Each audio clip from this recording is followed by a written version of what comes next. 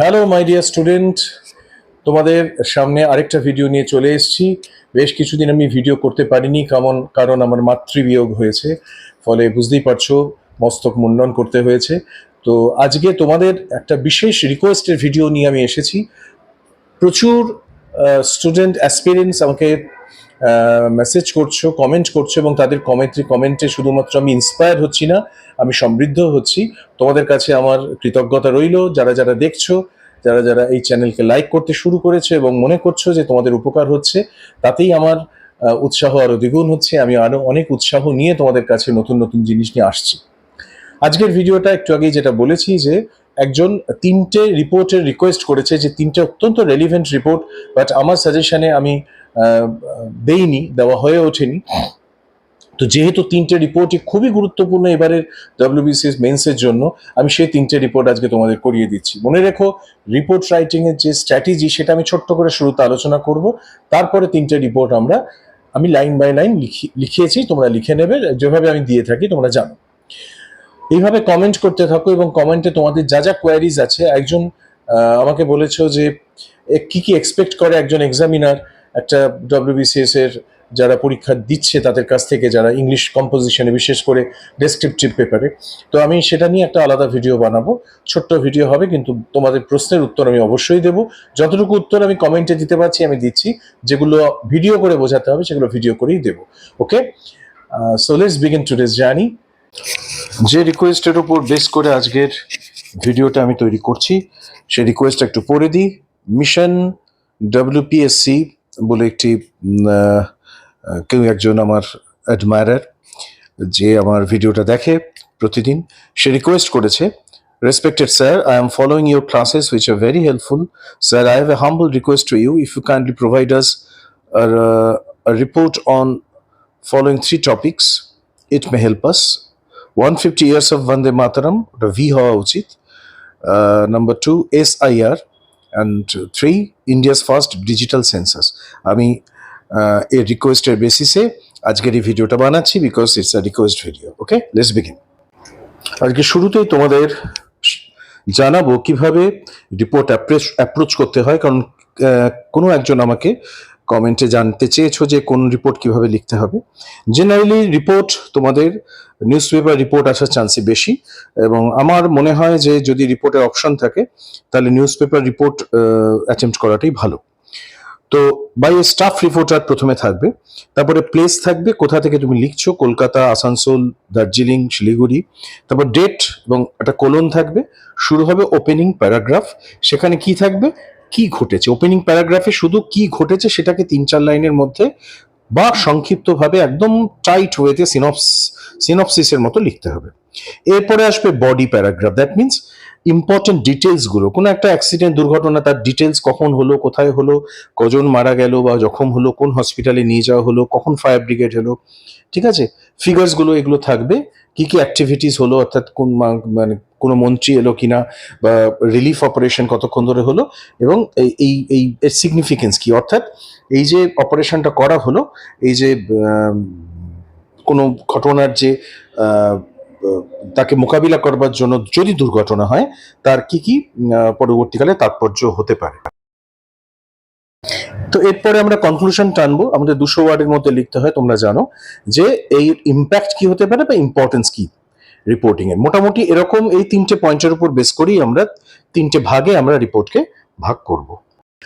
First report, 150 years of Bande Mataram by a staff reporter দিয়ে শুরু করবে, কলকাতা, 16 অগস্ট 2026।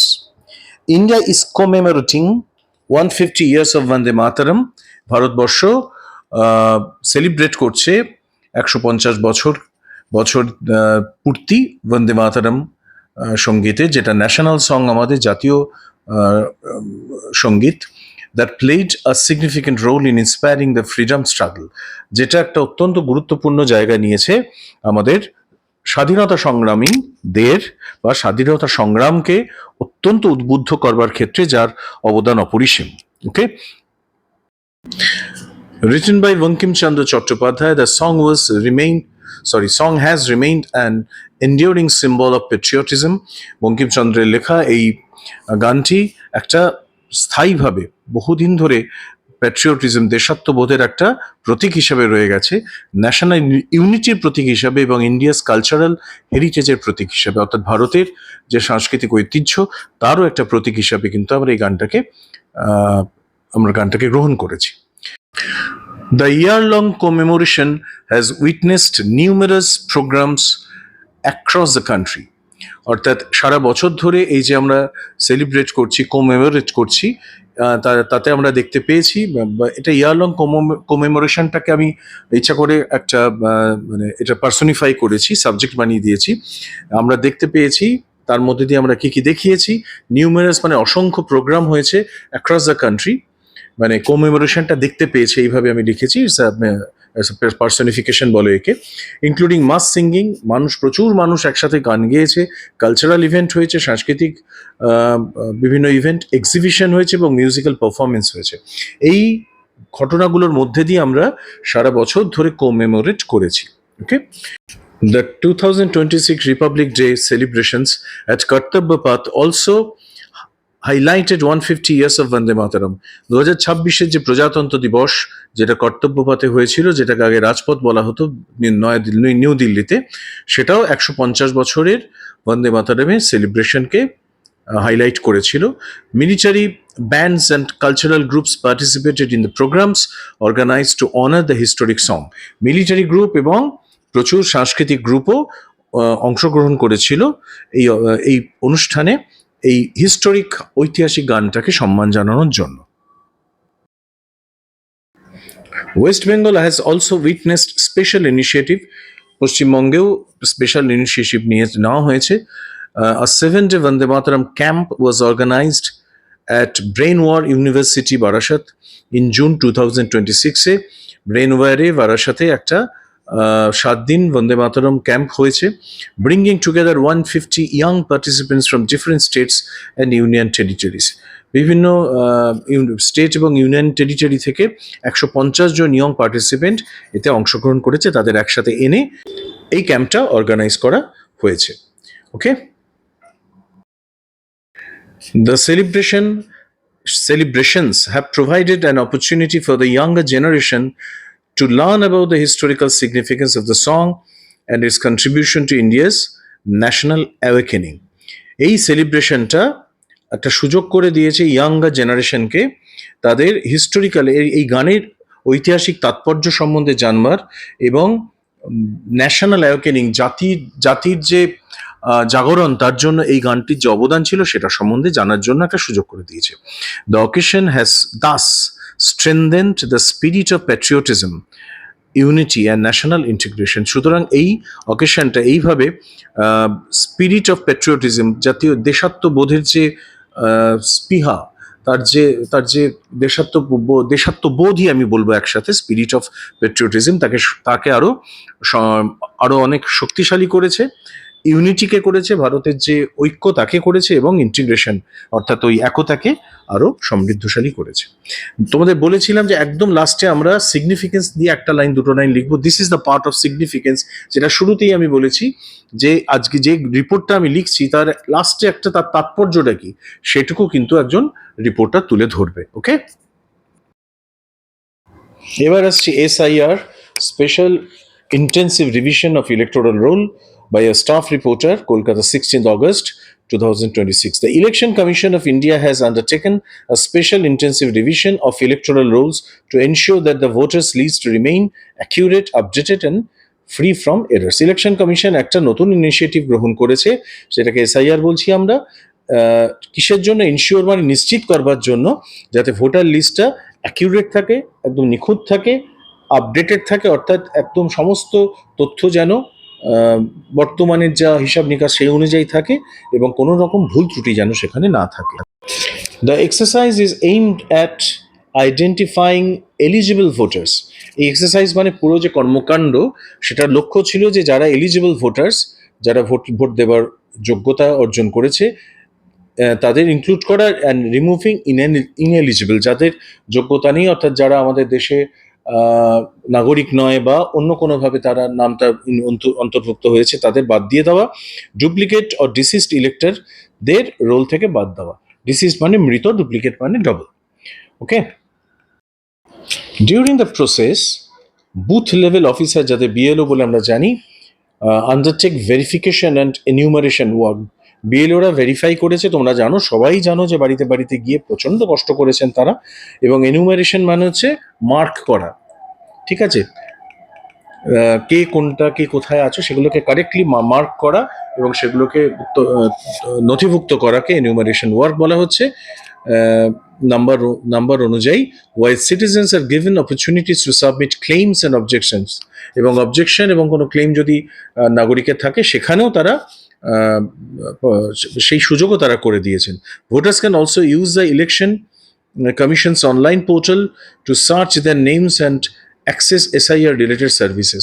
ভোটাররা ইলেকশন কমিশনের অনলাইন পোর্টাল অ্যাক্সেস করতে পেরেছে সার্চ করবার জন্য তাদের নিজেদের নেম এবং বিভিন্ন তথ্য যেগুলো SIR related. The SIR exercise is particularly important for ensuring that every eligible citizen can exercise the constitutional right to vote. এবার সিগনিফিকেন্সটা বলছি কেন এটা জরুরি, কারণ এটাকে নিশ্চিত করা দরকার যারা এলিজিবল, যারা সত্যিকারের ভোট দেওয়ার যোগ্যতা যাদের আছে, সিটিজেন যারা, তারা যেন তাদের এই সাংবিধানিক অধিকারটাকে তারা প্রয়োগ করতে পারে। At the same time, একই সময় transparency and proper verification, transparency মানে স্বচ্ছতা এবং প্রপার ভেরিফিকেশন মানে তোমরা জানো যে প্রত্যেকটা নথি যেন ঠিক থাকে সেটাকে নিশ্চিত করা, আর essential so that no genuine voters is excluded from the electoral role.